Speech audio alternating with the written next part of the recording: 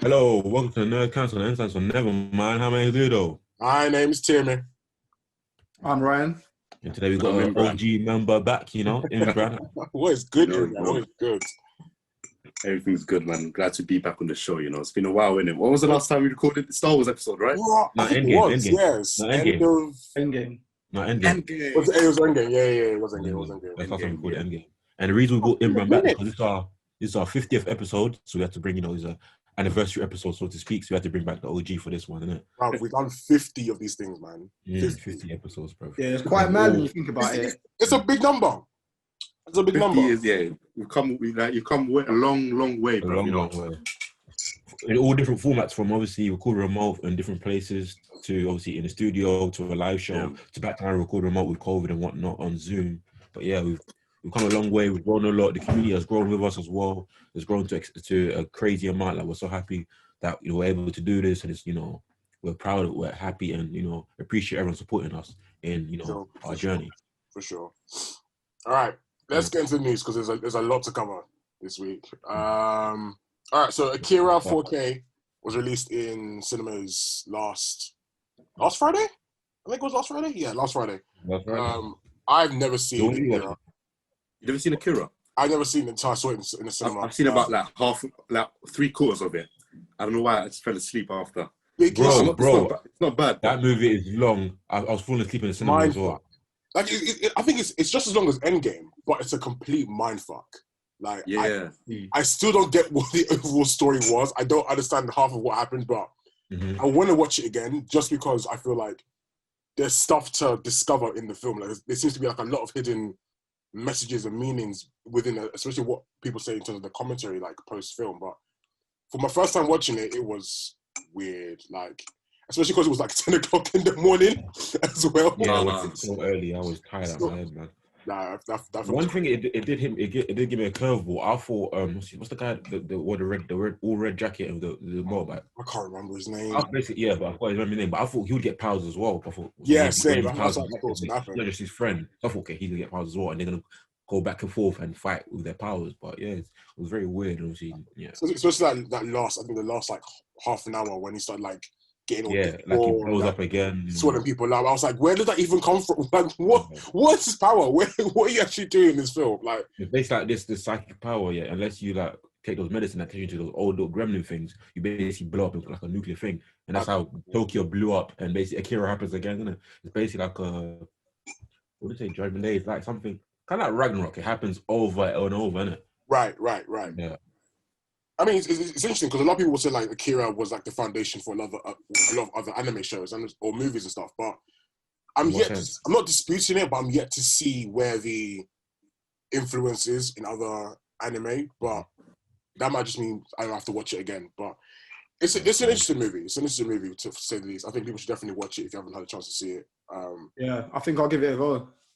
Be ready for a long film, bro. Be ready for a long film. Yeah, fuck that. All right, cool. Moving on. The next piece of news: Green Lantern show, and Robert Kaczynski wants to play Guy Gardner in Green Lantern's HBO Max show, and that is, for people that don't know, is Sean from EastEnders. Oh, him. Okay. Sean. Yeah, he's been quite big in Hollywood now, isn't he? Like, he's been getting a lot of roles. I remember he was in Pacific Rim, the first one. Yeah, he was in Pacific Rim. Yeah. He's been. Was he Pacific Rim? The guy that plays Sean from EastEnders, he was in Pacific Rim as one of the guy's sons, like one of the majors or something like that. Okay. Yeah, but what's your thoughts on Green Lantern HBO show? Eesh. I don't know. I just keep seeing flashes of what's his name, Ryan Reynolds' Green Lantern movie every time someone brings it up. I'm just seeing that bad CGI, and I'm just like, please don't make that same mistake. I'm hoping they don't make the same mistake, but. Isn't there like a rumor saying that they're not going to have Hal Jordan and what's his name, Jon Stewart in the they're show? off the shelf. They're off the shelf because DC are still going ahead with the Green Lantern movie as well. Right, yeah, it makes sense. So the movie and TV show are going to coexist then?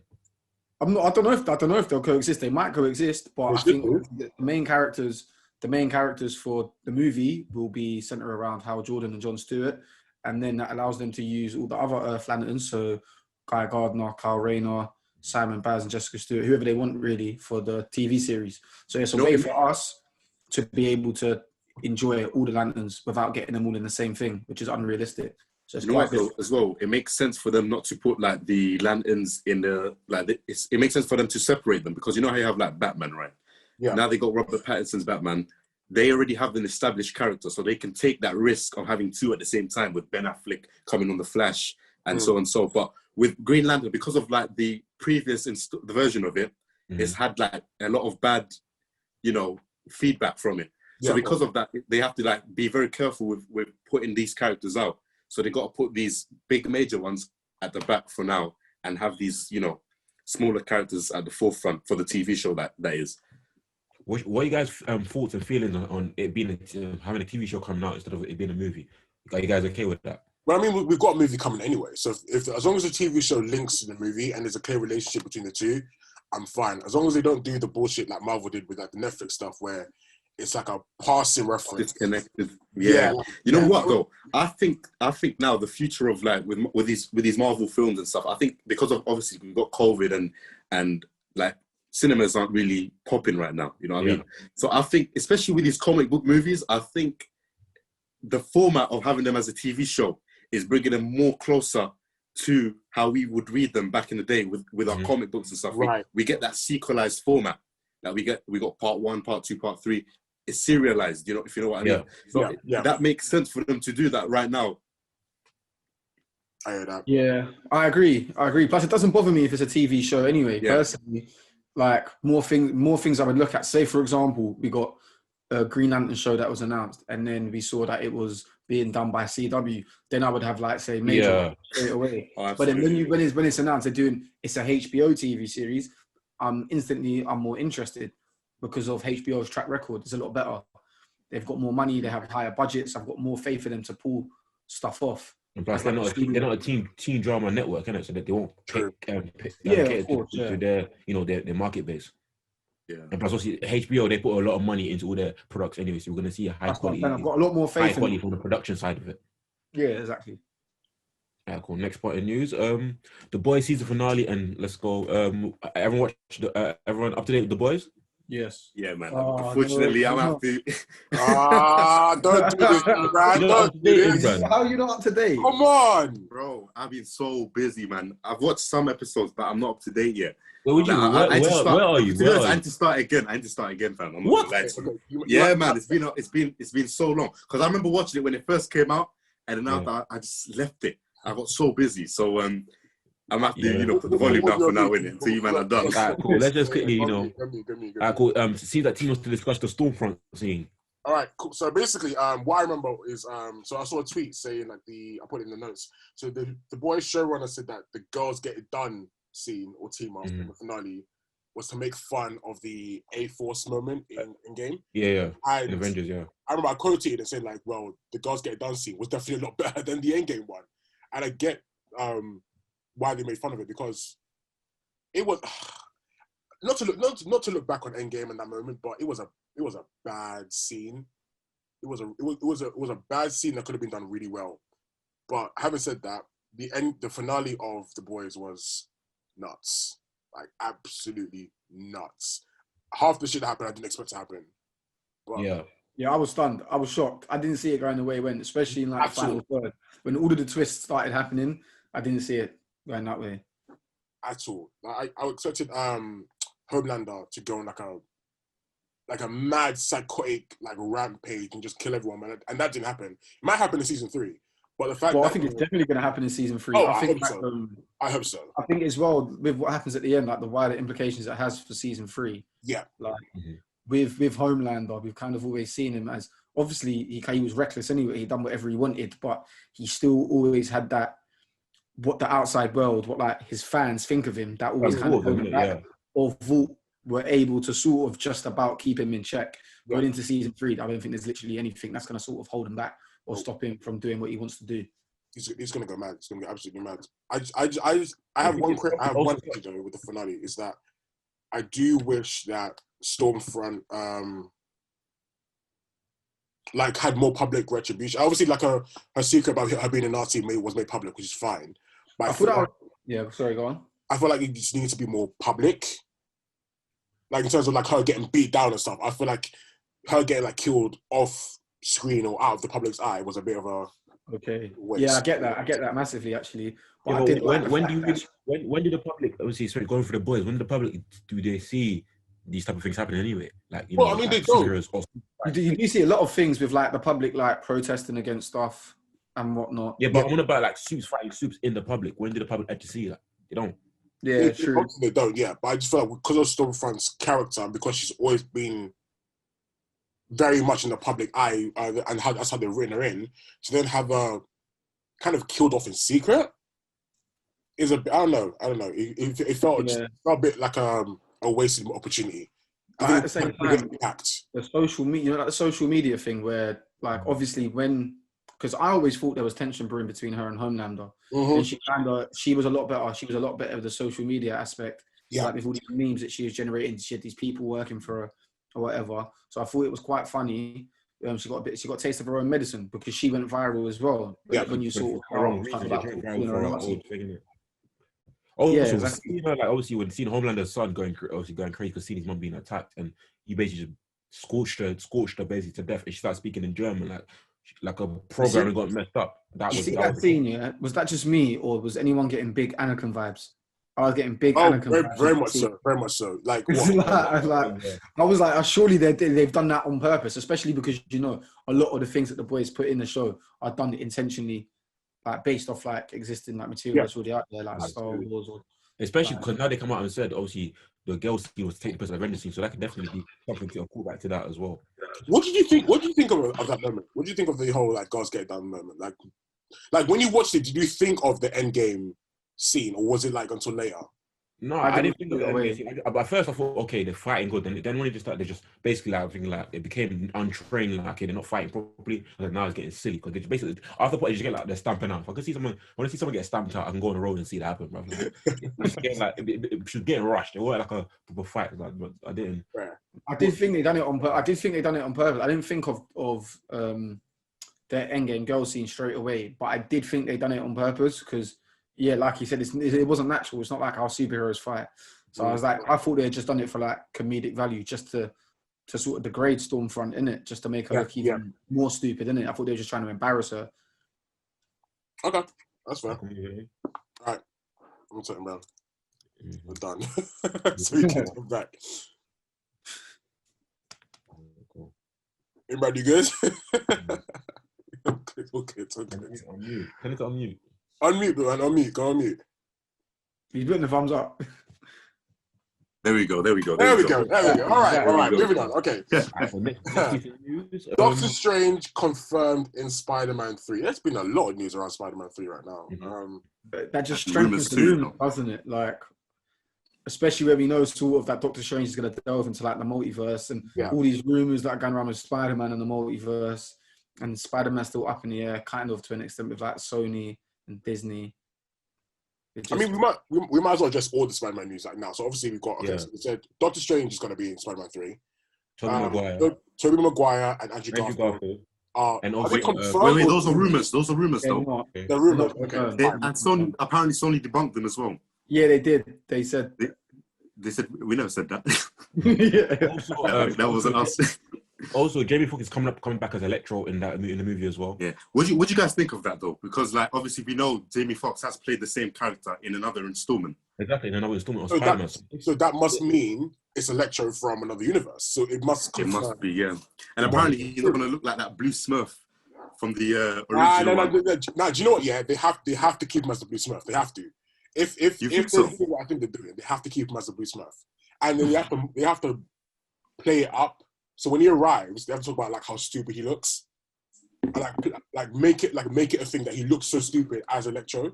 I don't know how they want to do it, but that makes sense to me. Yeah, there's a lot of things. Obviously, Tom Holland, he has like quickie slips to where he can play off that. So definitely, there's an option there. But with Electro coming to Spider-Man 3, it does open a floodgates of we can have the possibility of having all the other previous Spider-Man. Exactly, yeah. If Electro's there, then it's very easily done with the other Spider-Man. Especially obviously for now, the rumors, but until obviously when the movie comes, I think you'll see them appear. So do you guys really fully think that they're going to do a multiverse? The special, you know the Spider-Man movie where everyone's pointing at each other. We got they need to do that. They 100% need to do that. I definitely think they're going to do multiverse stuff in Imbran. I think the multiverse side of things is going to start from, I've said it in the last podcast, WandaVision. So I feel like Wanda is going to do something to do with the multiverse, and that's going to allow Doctor Strange to explore, fix, create, whatever it is, and that's going to allow for so many other things. I think that's definitely how we're going to get the X-Men. I think that's definitely how we're going to get other reiterations of characters. I think that's definitely how we're going to get, keep it on Spider-Man, how we're going to get Miles Morales. Whether Miles is live action or animated will be. But he already exists, don't he? He was confirmed to an He does. extent. Yeah, it's confirmed. His uncle. His uncle. Yeah. Donald Glover played him in it, so but yeah, right. Really exists, But they'll definitely. Say something, Imbran? What was that? No. I was just like acknowledging what you said. Like, yeah, agree. I mean, if they use Spider-Man as like their first movie to establish the multiverse properly, like introduce other characters, it'll be interesting. It'll be interesting. But they did hint at it in Homecoming. No, not Homecoming. Sorry, what's the other one? Far From Home. They hinted at the multiverse, but obviously they made it look like we're just joking. Because you know how you watch the trailer, we're like, oh, everyone really doing it. About Earth 616, isn't it? Yeah, and they're like, now we're just playing with you, man. But you know, we might. Yeah. Cool. Netflix reportedly developing a Sherlock Jr. movie. What? Yeah, how many Sherlock installments do we have? Too many. What? But he's like a public character, isn't he, Sherlock? So like anyone can make a film about him. Yeah. I mean, we just got the Enola Holmes movie. Like, from I've seen that. It was pretty good. I thought it was alright. It's pretty good. I might give it a watch then. It was alright. I think what's his name? Superman. What's his name? Freaking. Oh, who's the guy that plays Superman, guys? Come on. Henry Cavill. That's the one. Yeah. He plays a very interesting Sherlock Holmes. Very one note, but yeah. I still think Benedict Cumberbatch played the best Sherlock Holmes of all time. Best Sherlock. Period. That's the best adaptation of Sherlock. Even though it's modern day, it's like, nah, these guys, they've nailed it. They got it on point.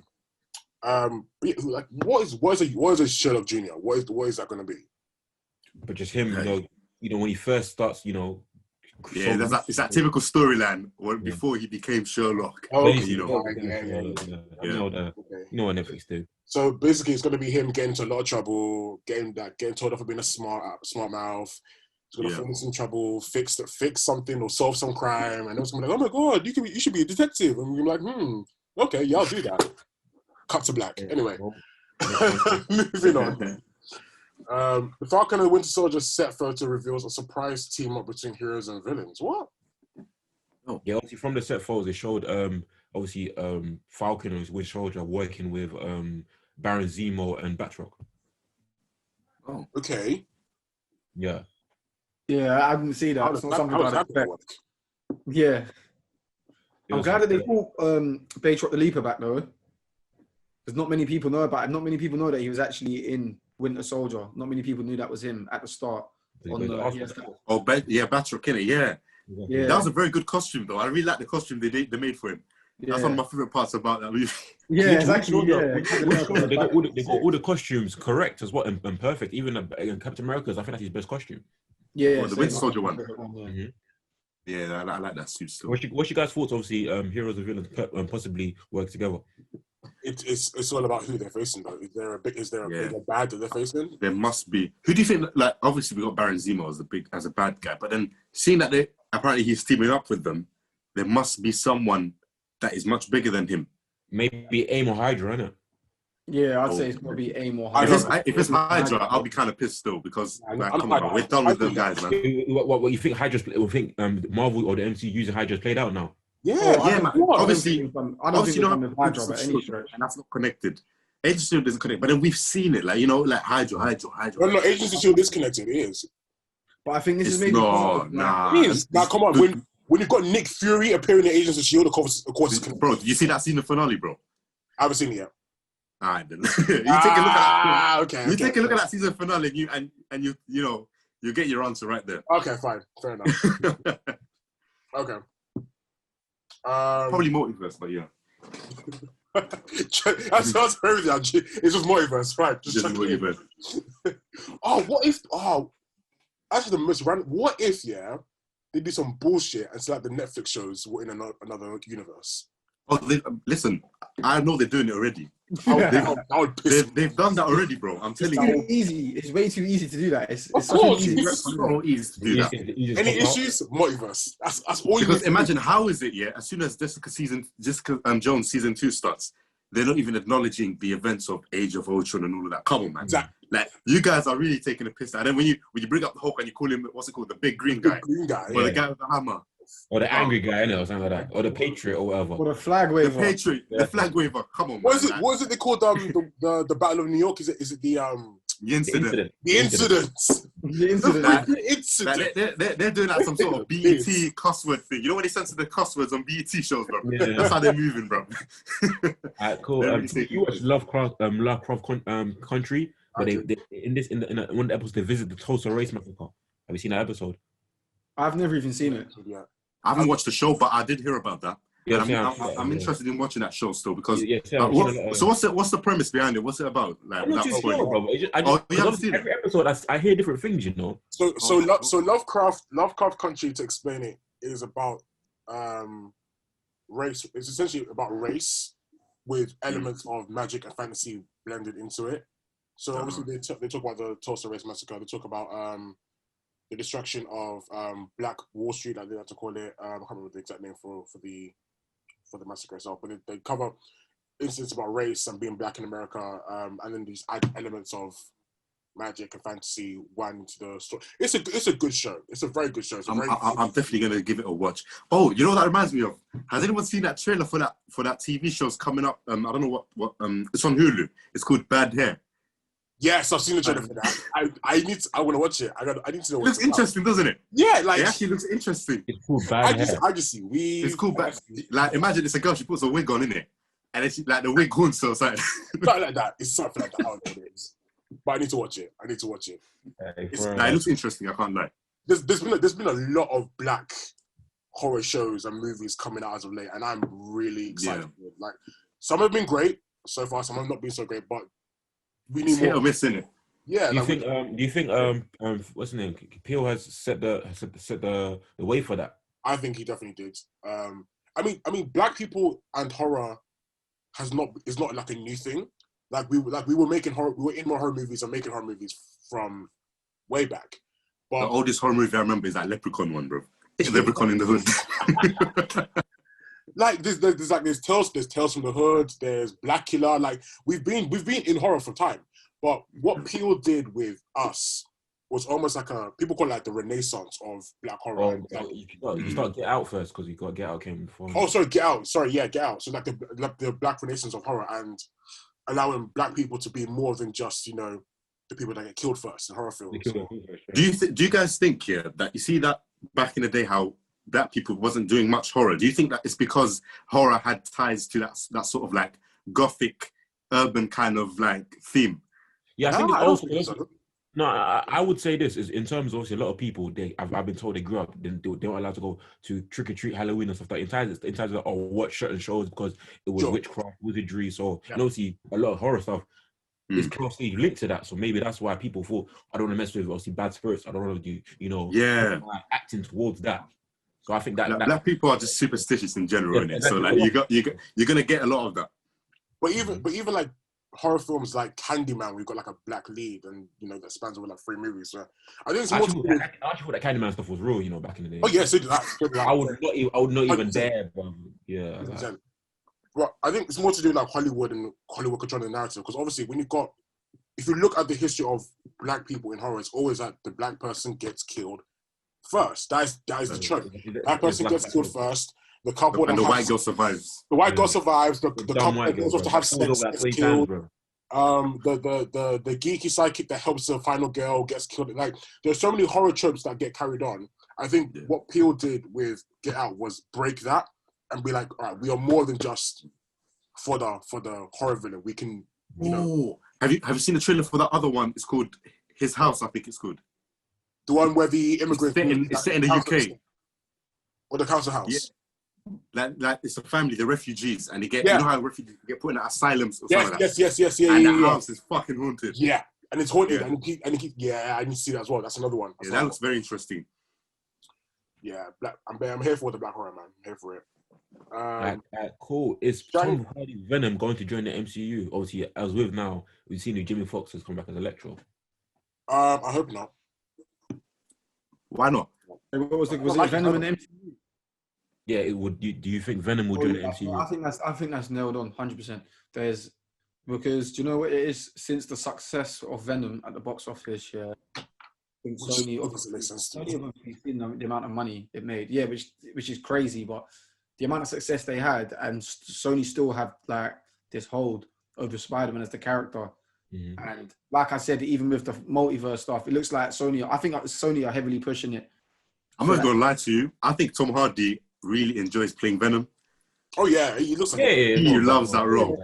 I've got nothing. I think it's one of his best roles. I'm sorry, I like Venom. I used to be like them guys, but come on, man. But now I look at him like, yeah, I like Venom. The storyline just isn't that intricate. The storyline ain't great. Yeah, but it's an enjoyable movie. I can say that. I don't know. I like the relationship that Venom had with Tom Hardy. That relationship. That's one of my favorite parts as well. I liked it a bit, but I just thought maybe like the actual characterization. I like them interacting together, like in the 70s, but like I would have liked it if Venom just had like was a little bit less cheesy and had a little bit more sort of grit in it, a bit more like yeah. But it appeals. You know that movie would appeal to the typical 14-year-old kids that drinks his monster drink and swears at his mum on Xbox Live or something. That's the type of audience that it kind of resonates with, but still enjoyable. One thing about in the movie like Venom's like I'm like you in my home world I'm gonna lose. I'm like, bro, what do you mean? I didn't like because you understand like Venom. He's like the first symbiote. Like you got to respect this guy, bro. You got to respect Venom. Yeah. I'll say this, and they made him a bit cheesy. If it's connected to the MCU though, that's gonna take away from that whole origin. You know how Venom's origin comes from like that black suit from the Secret War storyline. Right. If they connect it to the MCU, we're not getting any like that moment. And I really wanted that moment as well. Because you know how Russo Brothers are planning to do like a Secret War thing. Mm-hmm. But obviously we don't know if it's confirmed or not. But like they're looking into it. So if they do that, we're going to miss out on that special moment where Peter Parker has that attachment to that symbiote. Yeah, you can't get rid of it because like it gives him that boost, doesn't it? Exactly. I just feel like if Sony have the opportunity, I feel like they're definitely pushing for it. Because it could happen. Coupled with Disney, if they have the opportunity to do it, and if Disney feel like it's the right move, and usually if it's going to make a lot of money than it is, then you do it. If it makes money, it makes sense, doesn't it? Exactly, yeah. And that would make a lot of money if they done it. Cool. Moving on. Shang-Chi star Simu Liu calls out a casting notice where the casting notice asks for Asian people, but they don't have slanted eyes, isn't it? It was crazy. Say that again. Yeah, like the Shang-Chi star, because he came out, he saw it. He said this casting like company they asked for Asian actors. They don't have slanted eyes. Oh, that's mad. Yeah. Are you serious? Yeah, he went crazy on the song. Who's the casting company?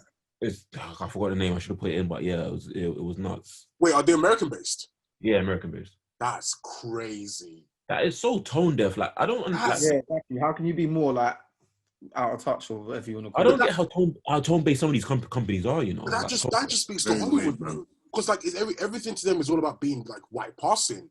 Like if they're gonna include people from China and Japan, wherever it is, they want people to be as white passing as possible. They want those Keanu Reeves lookalikes, man. Yeah, like to make them palatable to white audiences, and that's mad. No, I'm sorry. That's so. But the thing is, I could understand that, but to them to be blatant and say, yeah, we don't want you. We want Asian people. We don't want them to look Asian. You know, to be out blatantly and say it, because there's what's it called? What's the word? Unrecognized. I don't think biased. What's hidden bias? Basically. Yeah. So like obviously hidden bias. You can hide your bias. Yeah. For them to be so outward, abrasive with it, it's like, yeah, we don't want Asians that look like Asians.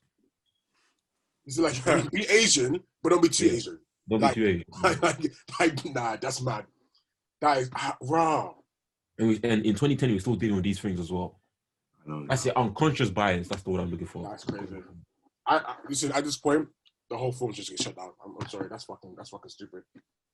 The film is needed. The film is needed. But if that's how they're gonna go about casting, shut the whole shit down.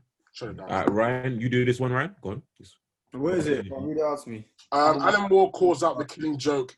Says Adam West is the best version of the Batman. You know what? Yeah, I was reading up on this as well, and the thing is, obviously, it's his work. The Killing Joke is his work, and it's so of course. He said he regretted it like 2 weeks after he released it. Yeah, and like Alan Moore, he's such a different character. Such a like when you see him do his interviews and that, his thought process is so different to like other people. He's more he's like an out there person, isn't it? Yeah. But sometimes, like nowadays, it just comes across like he's just rambling. Like all he does is just constantly criticize his own work, and he constantly criticize comic books, constantly criticize his comic book movies and so on. And that after a while, what do you think? What do you think when he spoke to him saying that all these comic movies and comic TV shows and whatever and comics is infantizing the society? It's infantizing society. Yeah. Because obviously, he's saying like, all this like people are using it to escape from whatever, and obviously from society's problems. But and because it becomes so popular, it's infantizing. That's what I can't pronounce it. Society, because obviously making people see. But he's waffling, man. But he writes comic books. What do you think comic books are? Mm-hmm. Like, he's forgetting that comic books come from mythological stories from back in the day. People had that superhero trope from time. Even when you read like things from the Bible as well. Obviously, I'm not saying the Bible's fake and so and so, but like, those things branch off. Yeah, like we got people like Samson and stuff. You know, characters like that. They're the ones that you know. Yeah, it doesn't make sense what you said. You know. Yeah, I just don't agree with him, innit? Like, I feel like he's very revisionary, innit? He always he looks back on like work and stuff, and I don't know, innit? I think he's like overthinking it, thinking into it too much. He's looking for He's looking but you don't want to say that at the same time. He regretted using himself. How can you say that? Do you know what I mean? But yeah, I don't agree with him personally. He is waffling, like, but he's a great creator. But you know them ones, innit? Like, you got that good creativity, but then sometimes you got to keep your mouth shut when it comes to certain topics. he did say like he did with Killing Joke. The reason one of his flaws, because he went so out for. At the end of the day, Batman just a guy with a cape. I don't know why I took it so far with the Killing Joke. It made the movie like obviously but sometimes that's what you want to read. That's that creative genius. You know what I mean? People when they're in their bag and they're pushing these things as far as they can. Do you think because obviously the Killing Joke at first got so much backlash? Do you think that's why he changed his opinion? Maybe. I don't think he's necessarily someone that would.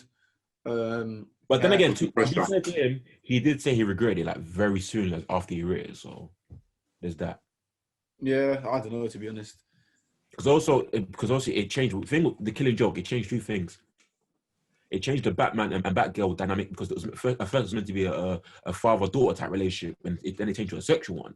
When it was like, what's going on there? And also what Joker did Joker implied that he did to obviously Batgirl. We took the pictures and apparently implied that he raped her. So obviously that came up as well. He was like, yo, I've taken this obviously Batman with Batman. I've taken it to directions that it's never gone before. Different place, yeah. I mean, I get it. I can see why he'd think like that, but I think just these days he's just rambling. I think if he despises the content that he created so much, or if he doesn't like comic book movies, comic books so much, don't read them no more, innit? Just sort of cut yourself off from it. Cut yourself off if you don't enjoy it. All right, cool. Next set of news. DC Future State event. Okay. What is that? Yeah, I knew that was it. So they announced it the other day. I think it's either starting in January or February, and basically DC, I've got like another metal event coming up, which I probably won't read. But Future State is the aftermath, and it's going to have a lot of there's going to be a lot of new characters taking up mantles of other heroes. So there's going to be like a new Batman. That will be the one that we was told about during fandom. So the Black Batman, the book that's going to be written by Ridley. Okay. So it's going to lead directly into that, and Future State it will be an event that will just talk to us, give us new characters, new people taking up the mantles, basically. Okay, I'll have to look after that. Cool, I think there's going to be like 2 Supermen. I think both Connor and John, they announced. So there's just new stuff to look at, basically. I think that's quite exciting with Connor and both John, because with Connor coming back into the comics, people were like, well, if he's Superboy, then who's the other Superboy? Right. And now they're both going to be Superman. That'll be interesting. Okay, what's next? PlayStation has revealed why the PS5 is so big and thick. Okay. So I'll read this online. A lot. With that technology, you can't stay in a small space or something. So basically, the what they said was the initial issue or the main issue with the PS4 was that because it was so compact, it was overheating a lot. So and the fan wasn't big enough to obviously cool down everything internally. So what they've done with the PS5 is they've installed a bigger fan to make sure that everything can run cool and quickly as possible. So they've said that the PS5 is completely silent. You'll never hear a fan running from the PS5 because they've got a big enough fan to cool everything down. I mean, the PS5 isn't no bigger than the Series X, I would say, personally. No. Haven't you seen the same like a VCR player, man? Like it's come on, man. Bro. Don't try that, bro. Have you not seen the side by side, bro? Put it together. Okay, listen. It's less ergonomic, granted, but they're both who? ergonomic, as in like the shape. But they're both chunky. They're both chunky consoles. They're both chunky. They're both big consoles, but with the Xbox, with the PlayStation, the fact that you have that stand that you have to unclip or unscrew just to change it from horizontal to vertical is a mad thing. It's not that. Oh, come on, bro. No, that is. I'm not being nitpicky. That is not long. That is. I mean, that is so long. That is so long. No, I just want to be able to. That's long. That's long. You're being nitpicky. I'm gonna go lie to you. I'm gonna go lie to you. I don't like the shape of the PS5.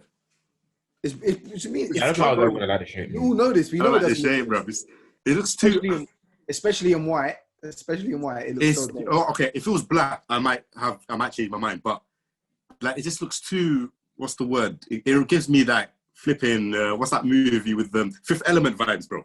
Like, there's too much like going on there. There's way too much going on, bro. I like it. It's weird. I shouldn't like it, but my issue with the PS5 is I don't know where I'm gonna put it. As much as I like it, I don't know where it's gonna go in my room. You best free up some space. It's so clunky. It's clunky. Oh, I thought you said the size wasn't the problem. No. I never said that. I said it's not like relative to the Xbox, it's not that big, but it is clunky. Relative to the moon, I bet Pluto ain't that big. Bro, piss off. Anyway, it does look good. I'm just gonna hide it, bro. Make sure nobody sees it, bro. What we play, bro? I'm like, that's PS5, man. Your shame console. Trust me, really, bro. Michael B. Jordan is set to produce Static. What? So if he's producing, it just means like he's helping create the film and pumping money into it. He's helping create. He's not really going to have too much. Yeah, you know what? As producers, nowadays you can say, like you can literally ask the guy, "Can I be part of the? Can I just be a producer?" And they'll put your name down as a producer. Yep. Like you can literally farm £2, mate, and they'll call you a producer. That's it. You got a producer. Yeah. Well, I know he has a production company, doesn't he? Innit?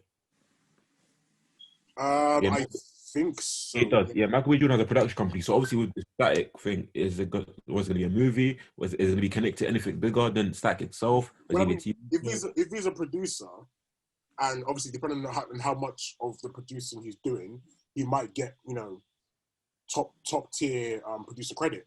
But if he's just producing, like chucking money at it and like going, "Ooh, that's nice," then I'm not worried. I think it's a win. I think whatever way you look at it, I think it's a good. Yeah, it's a win. Yeah. I mean, of course, if you just look at the character, Static, do you know what I mean? Everyone's been buzzing to get Static, which we also heard was going to get some of that stuff after Fandom. And then if you look at Michael B. Jordan, if you look at the movies he's done, just the influence he can have on that property in general, I think it could be a really good thing going forward. As long as it's not like that Black Lightning garbage, I should be fine. Yeah, but why would it be? Innit? Do you know what I'm saying? Because it's produced by Michael B. Jordan. Yeah, but I don't know. Yeah, I know. He's not directing, innit? Do you know what I mean? If he was directing, he's not directing. So as long as he's got that good director, exactly. Do you know who I want to direct it? I want to see, Rick. I don't know how to pronounce his surname. Rick Fakamuya. Is that his name? I hope I pronounced it correctly. Yeah. He done the Mandalorian episode, didn't he? Yeah, he did. That was a good one as well. Yeah. That's what I want to see directed. Probably not, but hey. Cool. What's it? Superman and Wonder Woman suits on set of Batman. Yeah, so I think it was like a party scene, or like a Halloween party scene.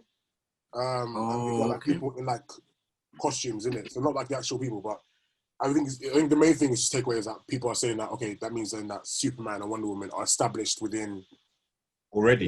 They exist in some capacity. They exist in the capacity. You know what it is nowadays? If this was 2005, you would not have heard of anything like that. Because back then, you know how you had solo movies? Every character is in their own world. But then now, people aren't afraid to give a nod to these other characters and show that we are in a shared universe now. Like, things have changed now. So, to me, it's not even a surprise at this point. For DC fans, we was thrown off because obviously at Fandom, Matt Reeves came out and said, he basically said it is a standalone story. It's not directly tied to the DC Extended Universe. So people didn't think that they was going to get maybe a nod as strong as that. But that doesn't mean to say that we're ever going to see them in that universe still. Yeah, exactly. It just tips the hat and acknowledges them. Yeah. That's cool.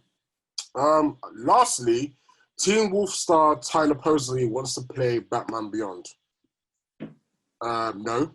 No. No. I don't even know who he is. No. He's in Teen Wolf. He's the main character. Yeah, I don't watch that show. The little bro. I used to watch it and I stopped. I was like, this is getting ridiculous. What am I doing? He doesn't have the range. He lacks the range. To be fair, with Terry McGinnis, obviously, I want to see him in some capacity. And there's scapegoats. We've seen the old Batman, we've seen the young Batman, and see Batman 30, 50 years in the future. That would be very great in some capacity. Because obviously, DC, they've been very flexible in what they're trying to do. With obviously characters coexisting all at the same time. So I want to see Batman Beyond in some form very soon. That Tyler Posey thing, that sounds like such a Stan Twitter casting, bro. No. Yeah. You know, Twitter castings are less about the acting ability and more about how you look. So it's all about how they look. They don't really character. care about the ability. No, I get that, but this came out from him himself when he was talking about, because he said he heard about things being happening and scripts being thrown up and that sort of he lacks the range. Yeah, sometimes people put themselves forward for the role. Exactly, why not, bro? If the job is there and you think you can do it, why not, bro? Put yourself forward. Don't move like Tyrese, though, innit? Hey, Tyrese, he can eat, bro. We need him to play. He can be a good John. I think it was like he's putting up Photoshop pictures of him as Green Lantern, bro. Had coloured contacts on and that, bro. Get out. You know what's funny? He tweeted the oath, I swear. If they include him in the God damn. If they include him in the film or the TV series, they need to put him in a costume, but like a Halloween or cosplay costume, running around as Green Lantern. Let's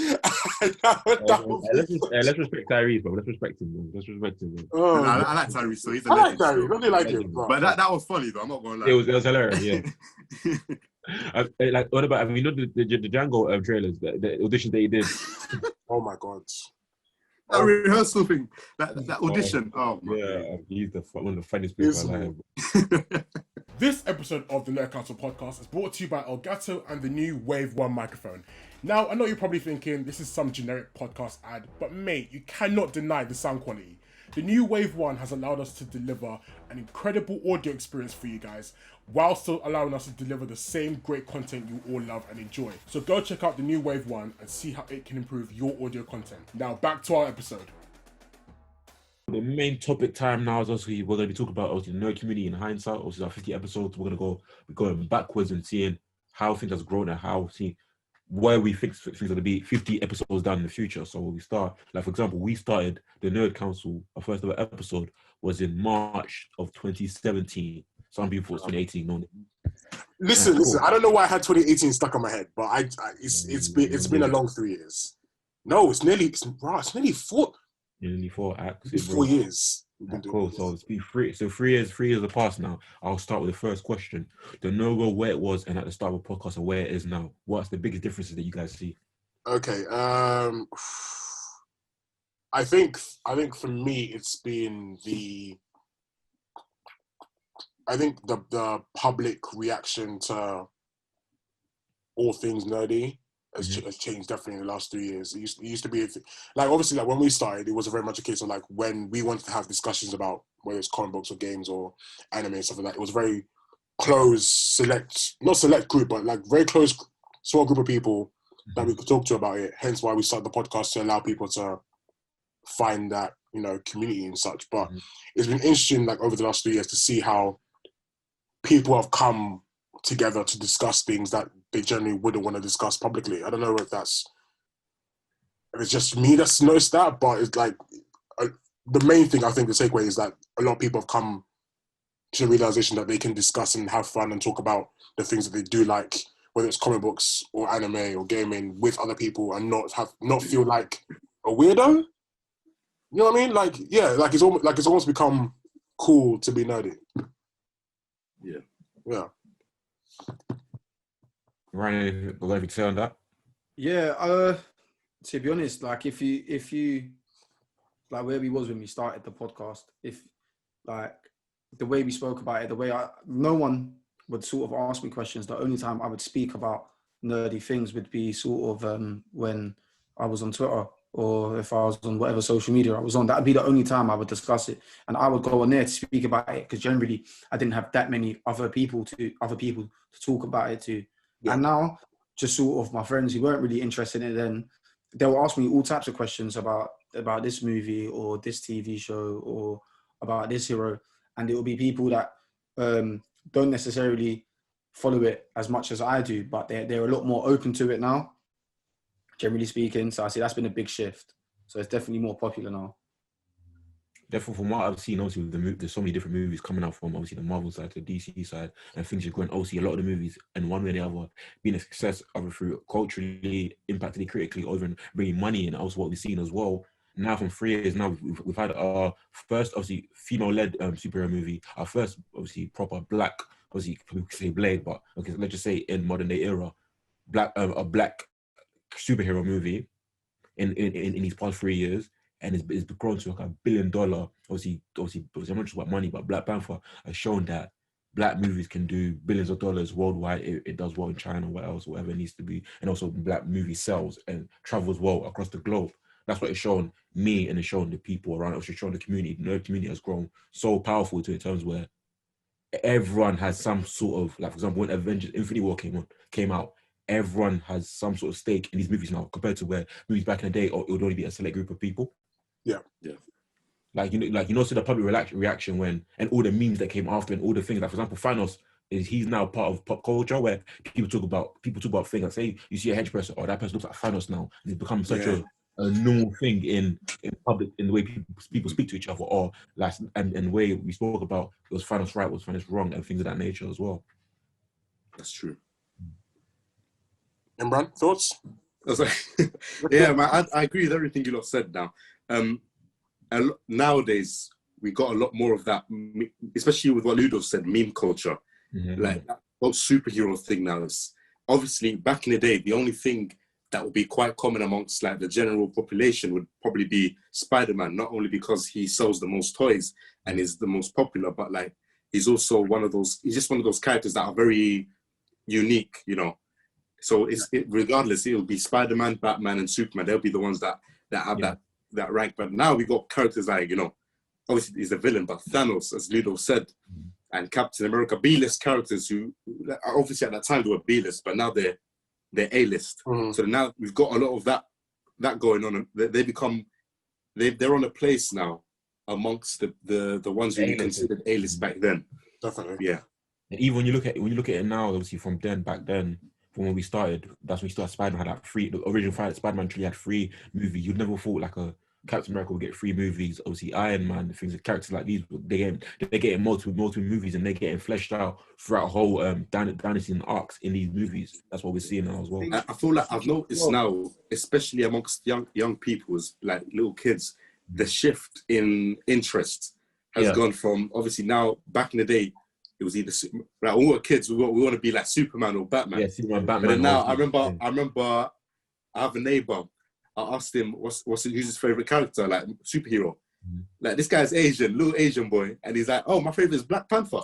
I was like, oh shit, you know. Back in the day, you'd expect someone like Superman or Spider-Man or Batman. There's always those top 3. But now you're hearing Black Panther or Iron Man, Captain America, Iron Man. Yeah, there's been a huge shift in characters. I think it even goes beyond just like the comic books and superheroes. Like, if you look at things like people's relationships to things like Star Wars, even like Star Trek, the things that were top tier geeky nerdy stuff that you don't even want to discuss. People are discussing like Star Wars and Star Trek stuff openly and willingly. even things like fantasy, like God, like Game of Thrones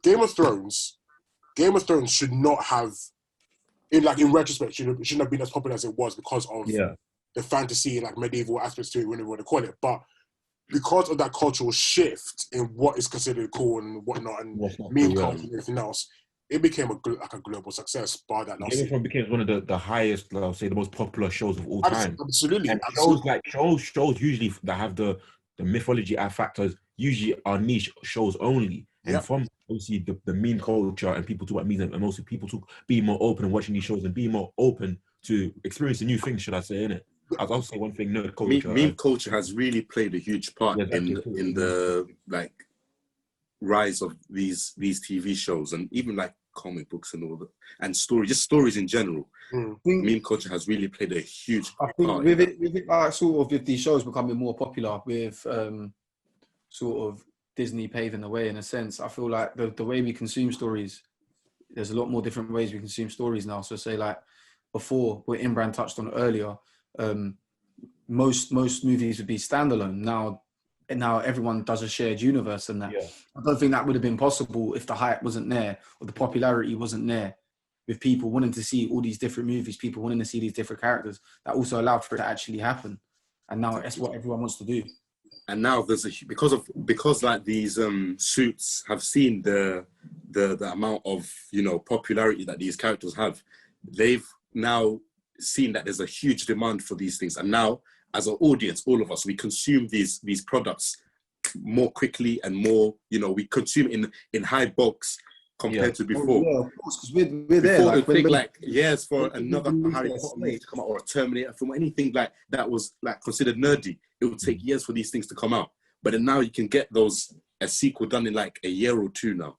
And you can get that like fix of like 3 or 4 Marvel movies in a year, in a calendar year. Exactly. Do you remember when 2008 2008 we had 2 Marvel movies, but then we didn't know that because a lot of the people didn't know that this is going to be a shared universe. Exactly. Only until 2011 we started getting 2, then maybe it went up to 3, and now we're getting like 4 along with TV shows. You know what I'm saying? Yeah.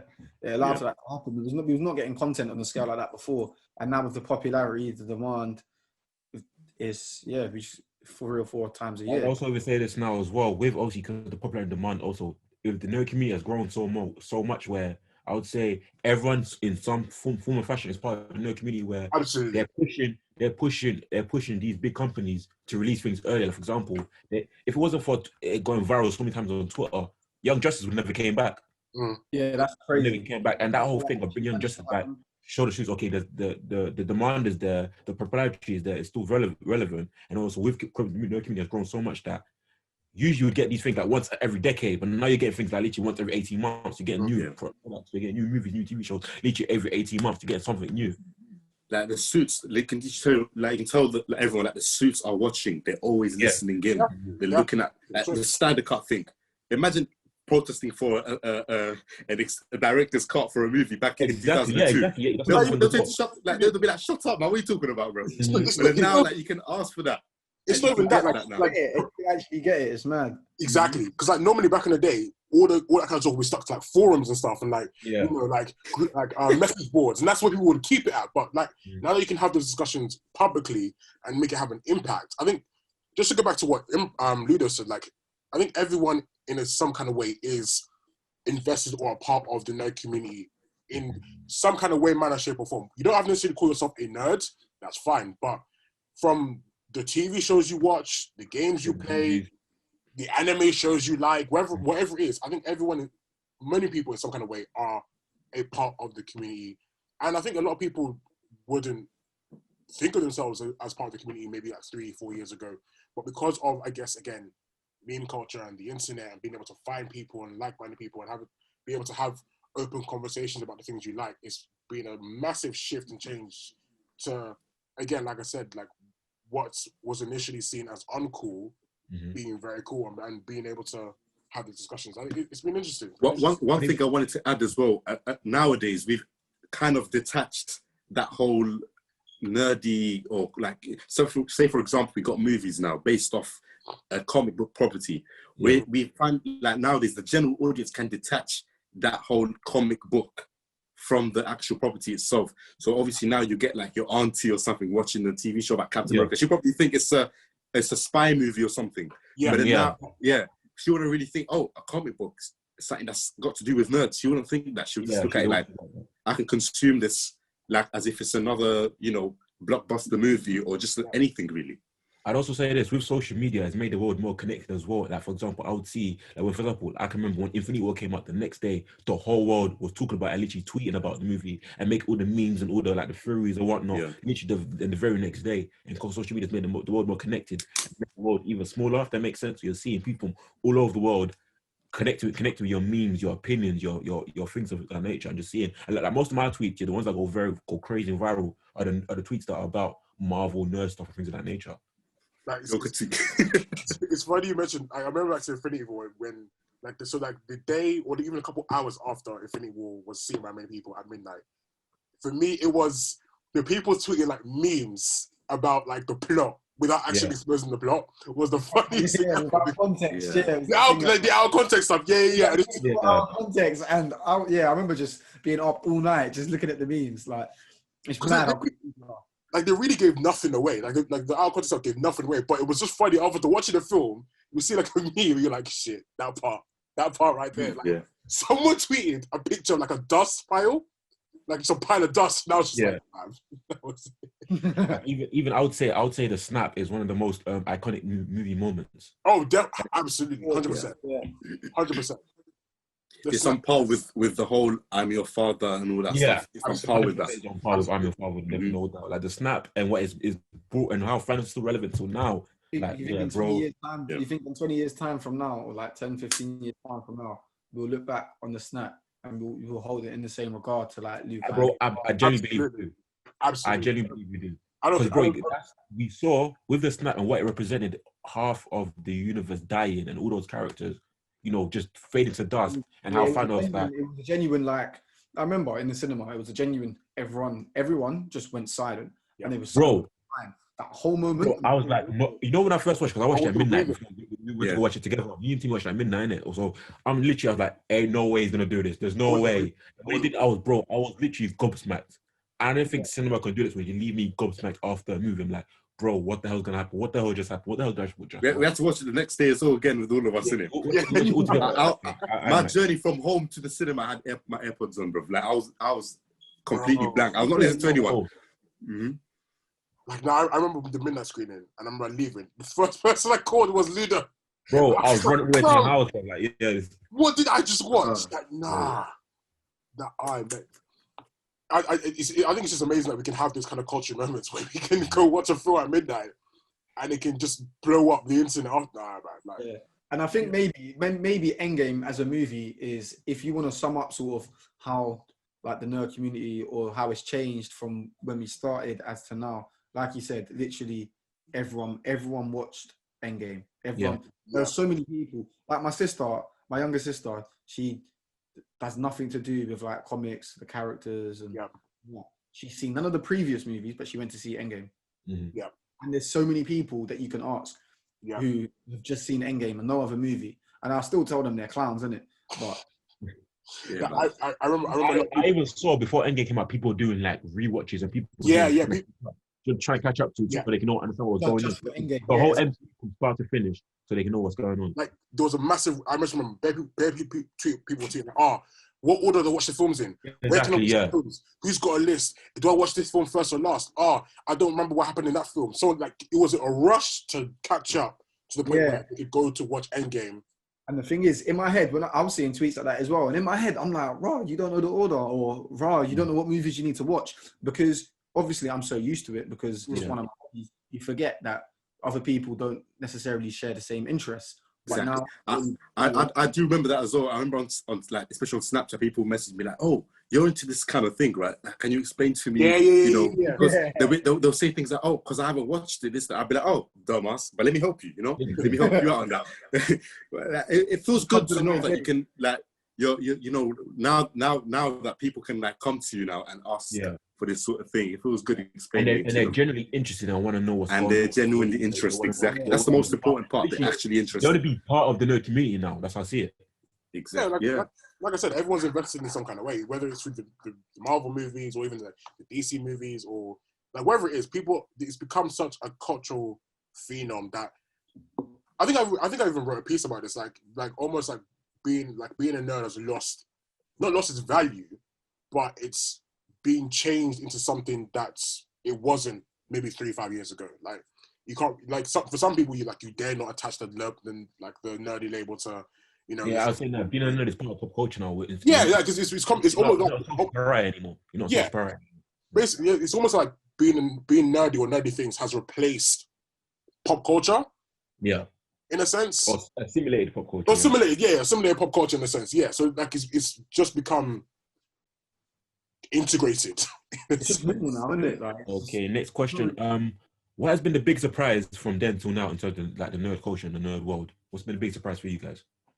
I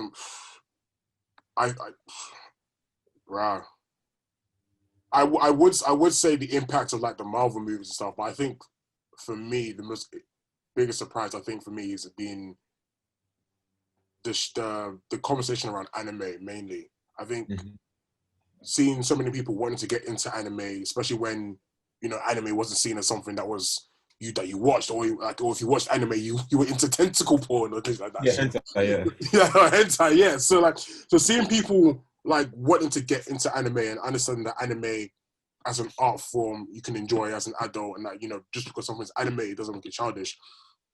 Definitely has been the biggest surprise for me, because I would have thought that would come later on down the line. I would assume that people that liked anime beforehand would find each other.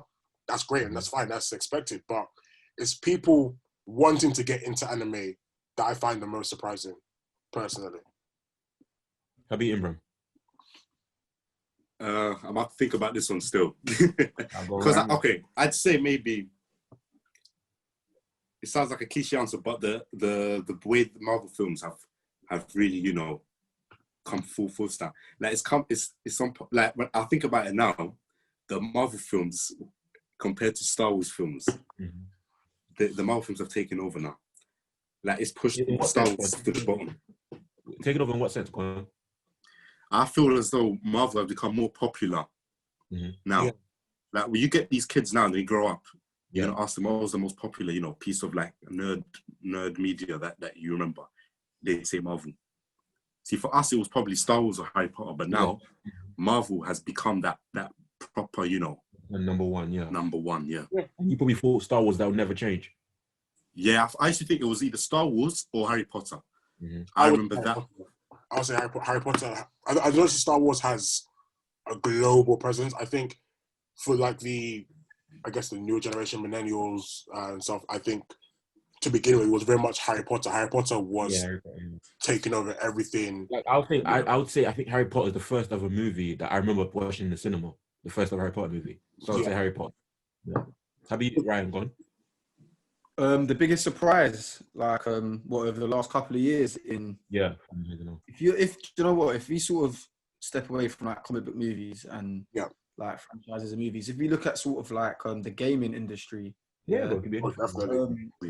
streaming, the way it's blown up, how popular it is for people to stream now, I thought it would become more popular, more people would start to do it, but the amount of people doing it, it's great to see, especially when I'm like logged into our Twitter account sometimes, and all you're seeing is other streamers and other gamers helping out other gamers, boosting each other, and that it's good to see the amount of streaming that people are doing at the minute. I never thought it would be this popular or this much of a market for it. Definitely. And you know what else, just to add to Ryan's point as well, the number of different types of streamers you get now. Yeah, like you got all these types. Who's that one guy that the funny guy he's watching the Miles Morales trailer? He's like, that's me. Yeah. Like, what's his name? Not Supreme Flash. I should know his name. Bloody hell. I know you about. Yeah. I'm bad with names. People like him now. Back in the day, you probably see someone like you wouldn't even look past his channel, bro. You even look at his channel, like you look at it. But then now you got a different type. Like you got different types of people doing all of that. I would say the biggest surprise for me is Black Panther and the way the movie was set up in terms of is basically a 99% black cast, but it wasn't a black movie in terms of where. So, for example, it's compared to other black movies where it's a hood movie or whatever, you stick into that box. But Black Panther was a movie where he had black people from different creeds, like Afro Latinos, American blacks, African blacks, British blacks, all come together to create one project. And that movie did so well across the globe. That was a big surprise because I never thought I would see that, where this type of movie does that well, and this many black people wear, and also people don't have a problem with it. Because obviously growing up, we didn't see the most diverse things, and this way to be this diverse, being diverse black-wise, just seeing that, and it actually being a possible thing where you're seeing that worldwide. I think that was the biggest surprise for me, because you think, no, you're never gonna get that, man. Especially when we hear about things when the Ike Palmer, when he said he didn't want nothing to do with Black Panther, he didn't want nothing to do with any of these diverse movies as well. So for them actually make it and come up with a Black Panther movie, that was a big surprise for me. I won't even lie to you. I as much as I loved Black Panther when I first watched this stuff, I never thought it would do $1 billion. I never thought it would do that well. I thought it would be like maybe like in terms of like numbers and revenue, mid-tier Marvel movie, maybe touch like the top 30 movies ever made type thing. Like Ant-Man. Ant-Man. I always thought like it'd be one of those things like, okay, like obviously black people would go to watch it, like black people can relate to it, whatever it is, and you know, find some solidarity and whatever, blah, blah, blah. But I never thought it would do the madness that it done, because it did madness. Not just numbers, it was cultural impact, there was memes, there was social impact as well. Like it was like, it did. You know, when the Black Panther came out, you could feel there was a different energy in the world at that time. Bro, it took over. It took over. It took over the whole world. It was a different energy, and I would say even what the memes and things that led on to after as well. And obviously people thought, oh, was Killmonger right? Was this and this that for of that nature? Didn't Black Panther win a Grammy and Oscar, or like it was in nominations for those things as well? It transcended just being a Marvel movie. Yeah, it became a piece of art. And also when the dust settled, like as soon as we heard of Chadwick Boseman's passing as well, it kind of revived that feeling again. Like, this is that. Look at the impact that this movie made. We're reminded of that. Yeah, absolutely, man. Absolutely. That film will track. It would stand the test of time. That film will stand the test of time because of its impact. I think the impact is still being felt. It's still resonating with a lot of people. Even before Chadwick's passing, it was still very much there. Like you can't. It's weird to say, you almost can't escape Black Panther as a film. Yeah, you can't. You can't. You'll see it everywhere. Whether you like it or not, you will see it. So it'll be interesting. Even to this day, I'll see either a meme or something that calls back to Black Panther for either one way, either through the strength of the Black Panther, or obviously him drinking the purple lean, and that obviously seeing Killmonger or saying, "Oh, hello, auntie." Things like those are things that become part of pop culture icon that stand the test of time. Yeah, always. Like what's been the biggest disappointment from when we started till now? That's difficult. I know what I want to say. Go on, to me start, then we get cracking. The DCEU definitely has been the biggest disappointment. I say that with the hopes that things will improve. I feel like, as someone, I'm not like, obviously I'm a Marvel fan at heart, don't get me wrong, but as someone who is a fan of DC characters as well, I feel like the DCEU hasn't been done right so far, but I'm hoping it will improve. Get him, Ryan. Like, Ryan can get on me, it's fine. I'll accept it, but I feel like... I'm glad Imbran's here for this convo, innit? Because from like 2017 when we started to now, the one thing that really sticks out in the back of my head has been overall the DCEU. It's got some gems, don't get me wrong, but I feel like it's been disappointing overall. It seems I'll tell you what it is. It seems that they're only getting... So again, Ludo? It seems with the DC and also everything to do with DC, like, movies and whatnot, seems like they're only getting act together now. At first, they're trying to catch up with Marvel and with the shared universe stuff, and right. And also, then they thought, okay, you know what? We have all the characters. They don't like to like Marvel. They have to deal with that, so we can do what we want, and the characters don't necessarily have to be connected. Like, also, we've got a Justice movie, got a Joker movie. We're getting a Batman movie. We're getting a Batman solo movie. We're getting another Suicide Squad movie, and but go on. I'll tell you what, though, yeah. All right. I think, see this whole thing with the DCEU, I think the general population, subconsciously or like even at their own will, they saw, obviously, the Superman movie came out, this and that. But when they saw like DC were doing their own thing, I think they wanted to compare too much to Marvel.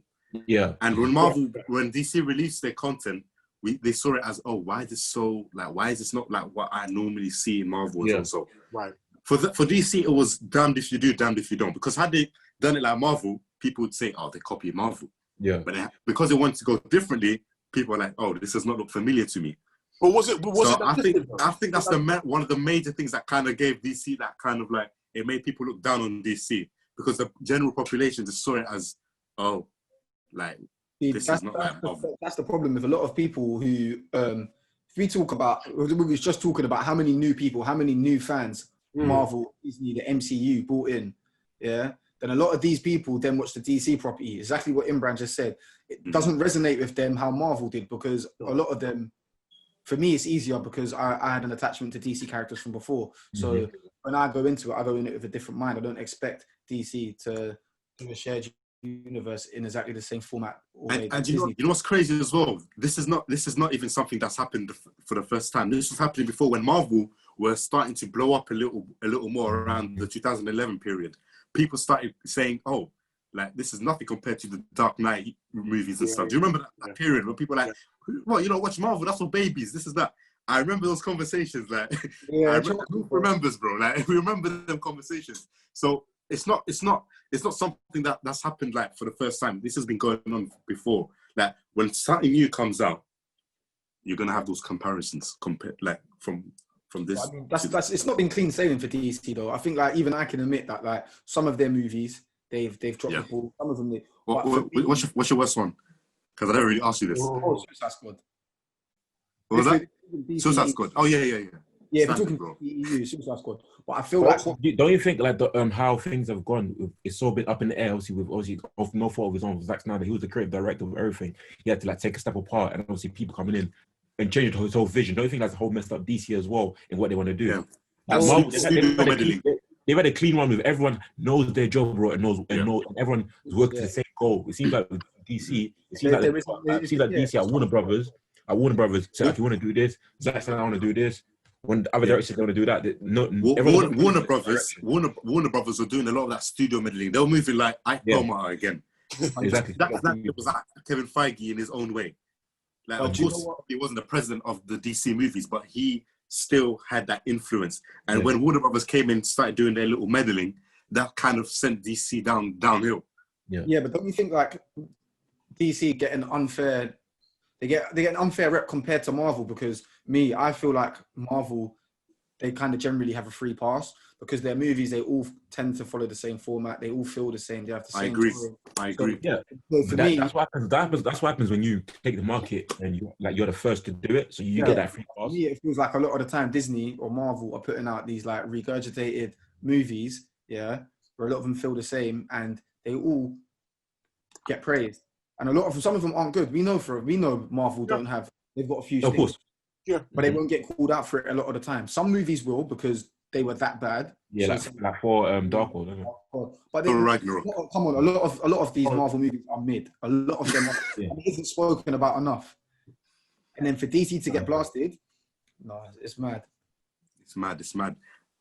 Like, and DC, that's crazy. So DC have less movies. I'm not gonna lie to you, yeah. DC have more of a success rate. Average. I can count on these. They have less movies, bro. On my fingers, how many bad DC movies there are. Now with Marvel, I can count my feet and my hands, bro. What do you like Aquaman as well? Aquaman was decent, bro. It wasn't Aquaman was that guy that played the young version of Jason Momoa character.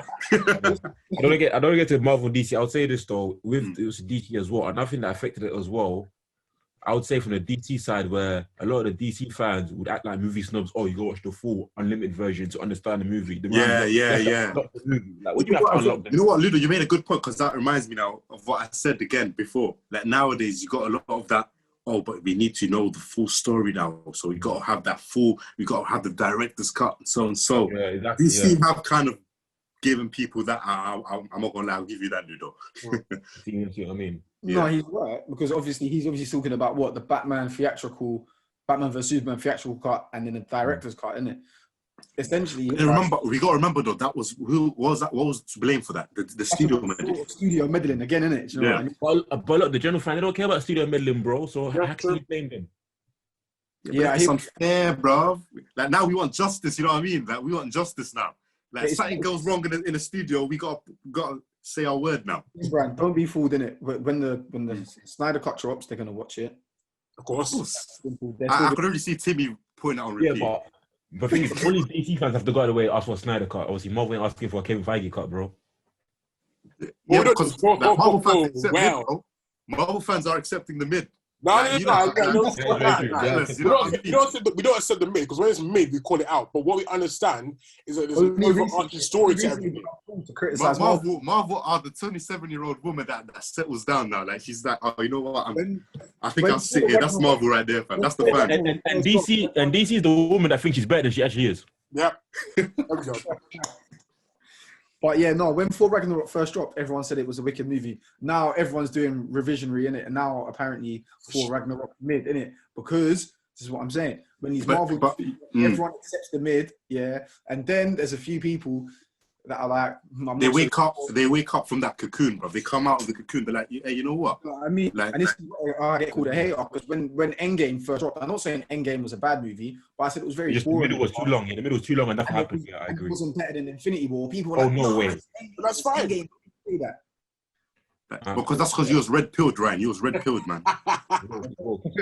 Ryan, you always make this point about like Endgame was boring because it's boring middle section. And I remember back when we recorded the podcast episode, I said to you, and many of us said to you, like, Endgame is not just another movie. Like, it's not just something you pick up and go watch. It's the accumulation of years of work and 21 films. But I'm gonna let you have your piece on that one. I'm gonna let you have that one. Regardless, even though it's accumulation of 21 pieces of movie, that middle section is way too long and way too boring. Okay, Timmy, do you think because it's an accumulation of different movies, but don't you think the execution could have been done a lot better? It's still one of my favorite movies of all time. But what I want to know is, I've said my disappointment. What are your guys' disappointments? Why Infinity War? That's an accumulation of 20 movies. Why is Infinity War has no boring parts and no low moments? No, I never. Well, why Infinity War doesn't have any boring parts? I think because with Infinity War, it's literally solid action, start to finish. Like from the jump, it's literally just bang, bang, bang, bang, bang, action, fighting, which is what people want, people love. With Endgame, there was stories to be told, there was reminiscing, there was empathy to be displayed on screen, there was hope to be displayed, there was character revisitation and things like that. So I get why the middle, don't get me wrong, I get why the middle lulled. I'm not saying it's what Imbran said. There's nothing wrong with doing that if you do it properly. It's not all about action. It's not all about no, absolutely. But I obviously action is more engaging than just storytelling. And I feel, don't get me wrong, the middle was long. I'm not disputing that with you, but I feel like for me, I wasn't disengaged from that middle, especially the first and second time watching that film. I wasn't disengaged from that middle. It was just for me. It was the little things. It was like, you know, seeing Tony with his dad and Cap versus Cap and things like that. Like the middle was long. It does drag out, but I can still find myself being engaged in that middle part because I can see the significance of it. It could have been done better. The movies can always be done better, always. But I feel like Endgame gets a free pass just because it's Endgame. Because it's okay. But at the same time, that's not me like even criticizing it that harshly because I don't think it's that bad of a movie overall. And obviously, the final third, in a way, for me, it's still done enough to justify it because the final third, the portal scene, for Cap picking up Mjolnir, that's obviously for me. That's you know what I mean? So I get it, but I still feel like DC movies get treated unfairly as opposed to Marvel movies, just because Marvel set the tone first. I feel like if DC came along in the market first and they were to put out these movies and do it their way, Marvel would suffer from the same. But the thing is, right? I agree. Right? But the thing is, though, DC had the Dark Knight trilogy established. So yeah, DC but not already in the already there. I get it, but that's a standalone movie, so. No, but even when Iron Man that's like saying Spider-Man had theirs with two movies. What? Exactly. Or X-Men had theirs. But they did. And listen, so Spider-Man was there with his two movies.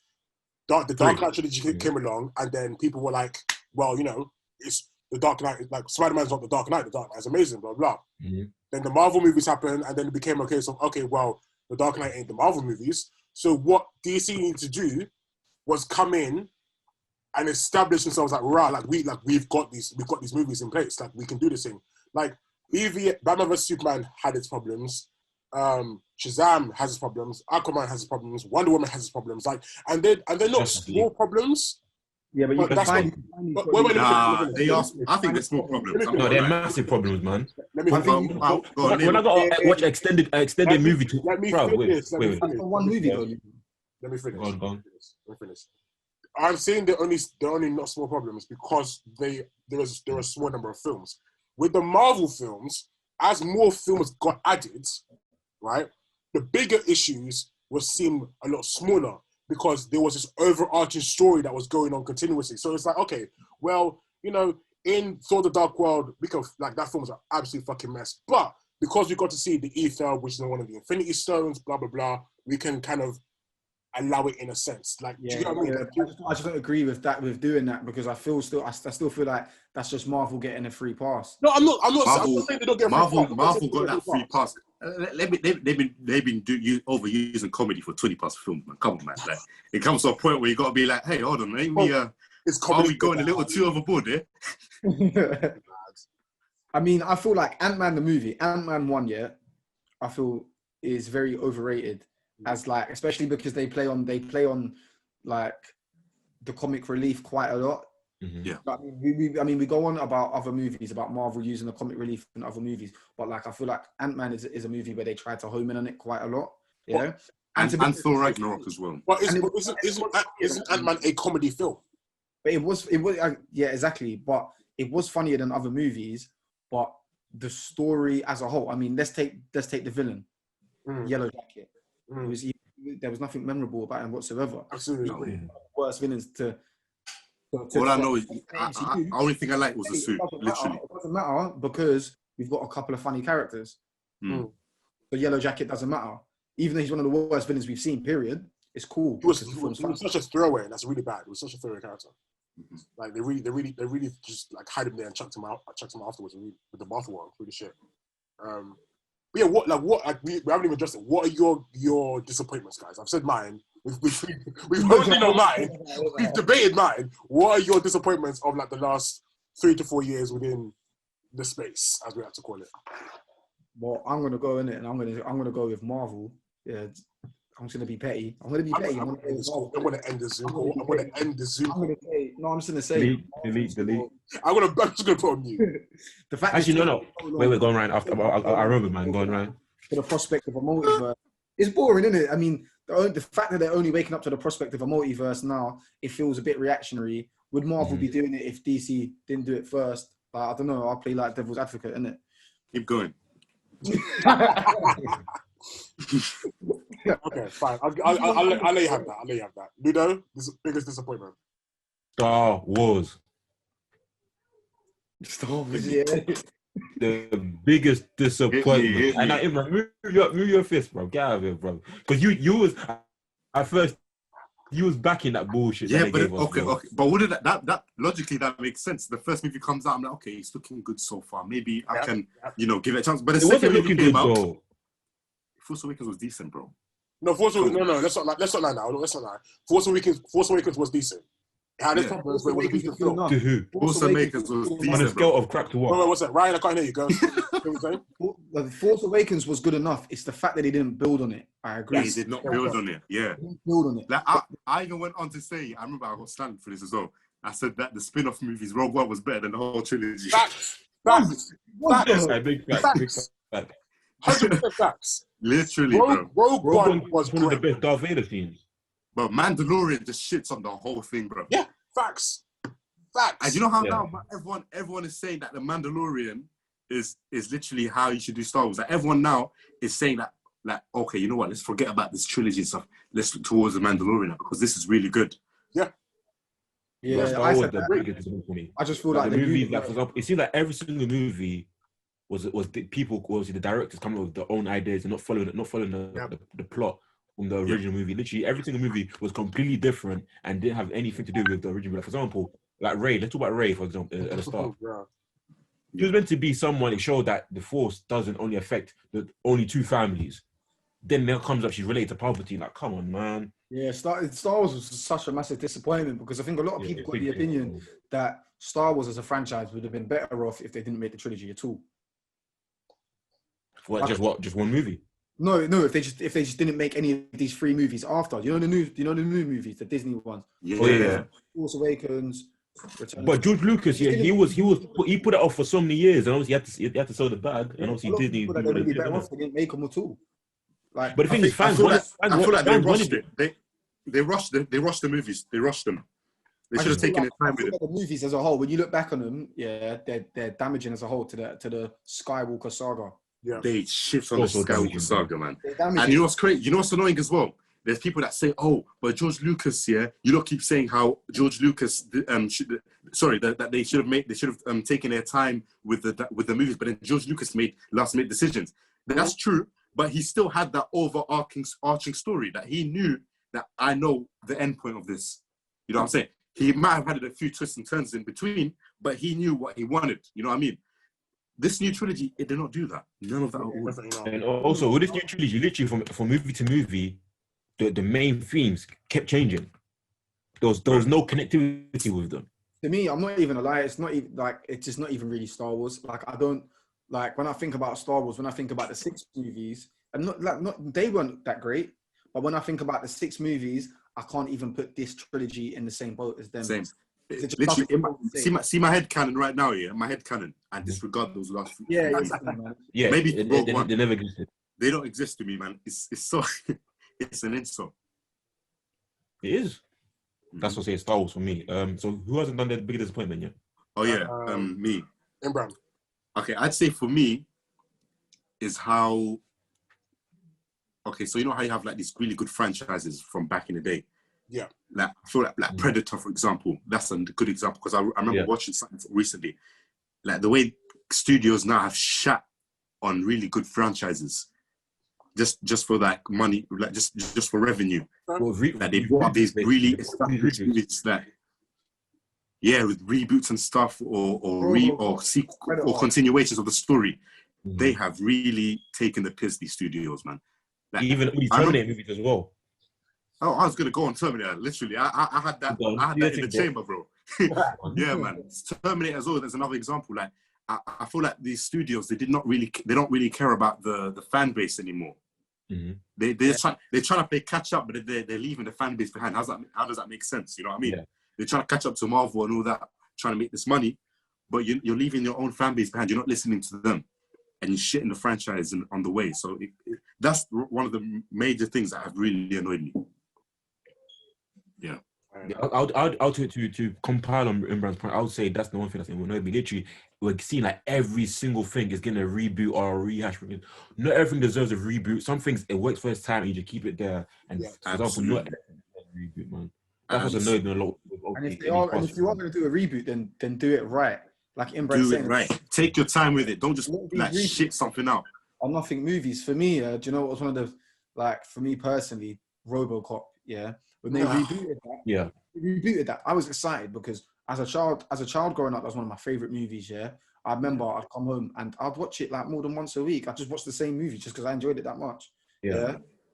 And then a new one comes out, they reboot it. It's sleek, it's modernized. He's got this new all black suit, and I'm thinking, it's gonna be cool. And then when you watch the movie, it's just rubbish. Yeah, like they don't really take their time with these reboots or sequels. They see what we're getting now is just sleek rubbish. You Power Rangers as well. A lot of people slated Power Rangers for the reboot they done. Yeah. Like honestly, the list is actually endless, isn't it? Like off the top of my head, endless, man. So many bad reboots. Like and it's bad reboots. It's bad reboots to the point where they can't even make a sequel. Because the initial reboot was so bad. Mm. I just think back to Power Rangers and just think to how bad that film. That film missed so many. And how they imagine. And how they morphed as well. How they morphed was like horrible. So many key elements of Power Rangers that people love. Like, okay, I know it seems massive minor, but for me, I can't lie to you. Where were the explosions? When it comes to Power Rangers, it's all about the explosions, bruv.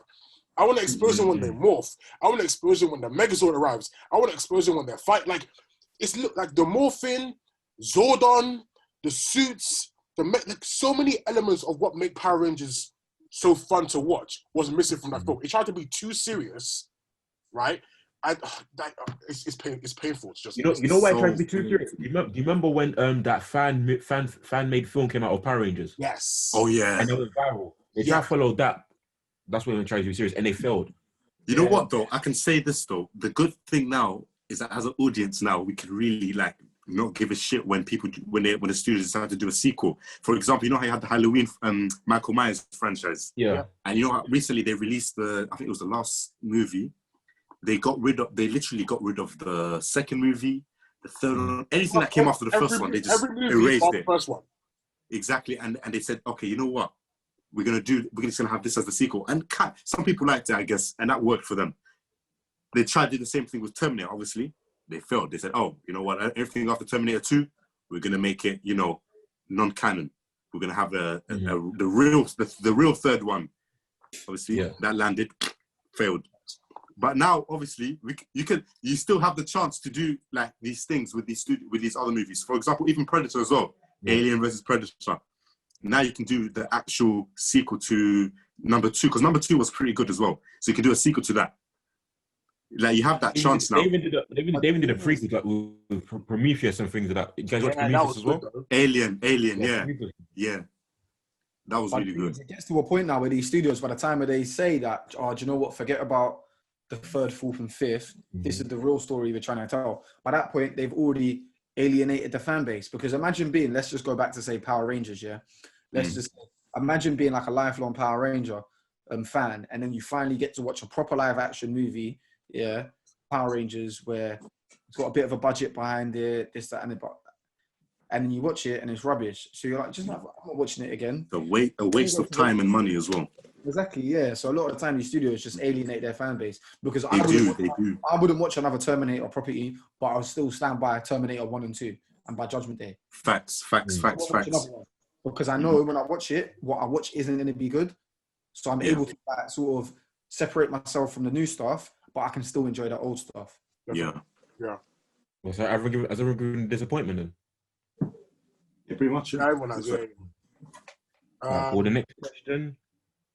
Yeah, where do you see the nerd world going within the next 50 episodes of the Nerd Council? So, but let's just say at this rate. So let's say 3 years in the future then. Yeah, 3 years in the future. Where do we see where do we see the nerd space going?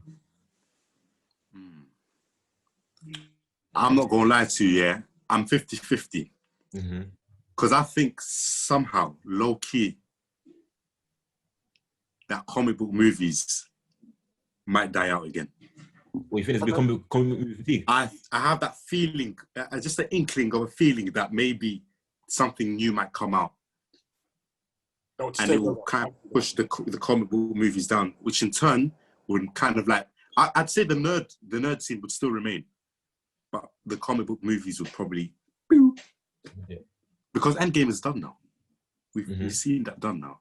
I've seen a lot of people commenting now, hey man, I don't really care about these sequels anymore, like anything that comes after. I've seen a lot of that.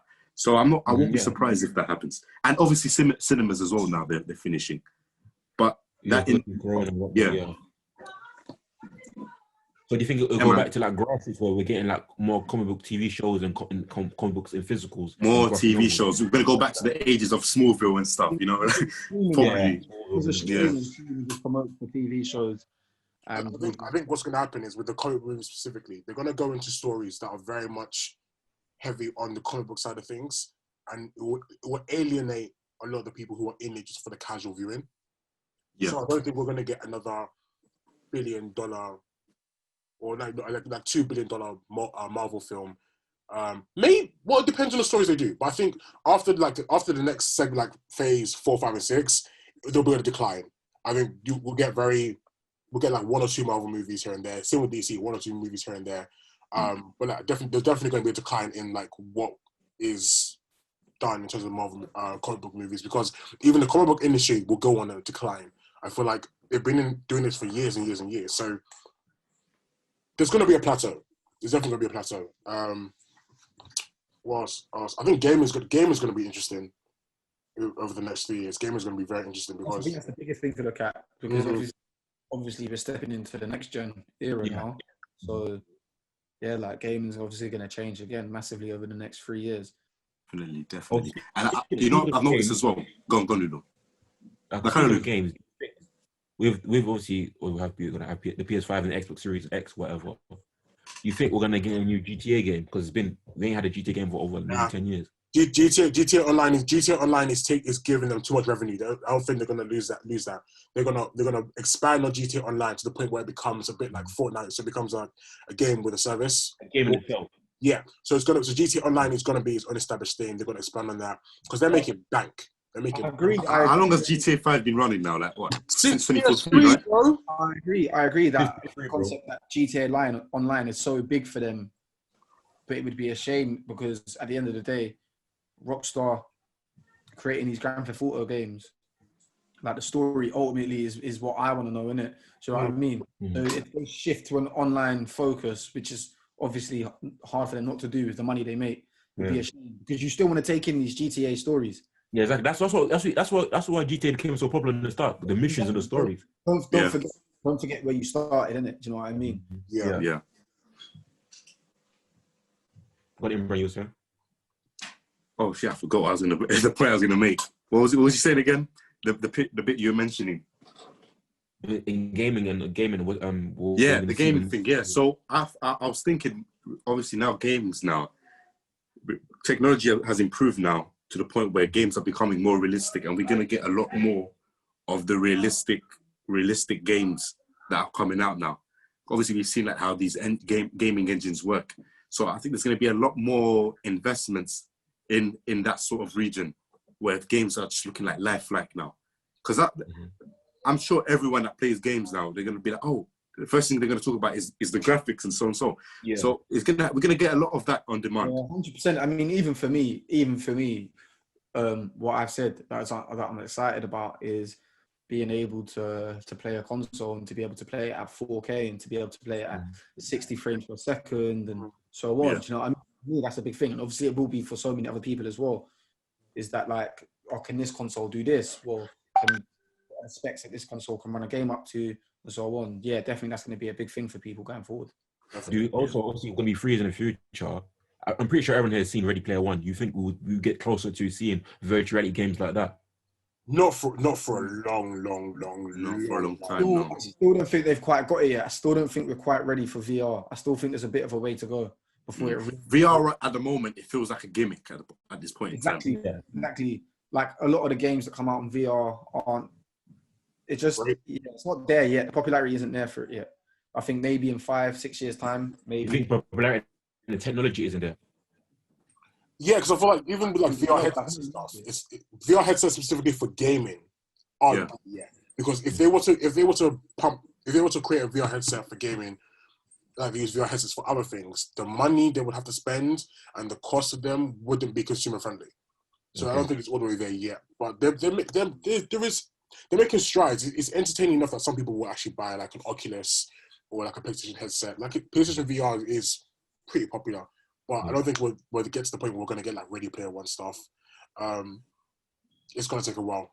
Technology is always advancing every day. And there's also the whole like health risks as well. That things like that, I think that's such a huge leap. Yeah. To the point where people have to do research first in order to get to that point. Because imagine you're on the game where you can only see the game itself for such a long periods of time. It's going to take a lot of research and stuff. Like even it shows Ready Player One how a lot of the economy and a lot of the society became so engrossed in the game, and they literally they forgot the real world. Exactly. Definitely. Cool. Okay. What's been your favorite episode to date?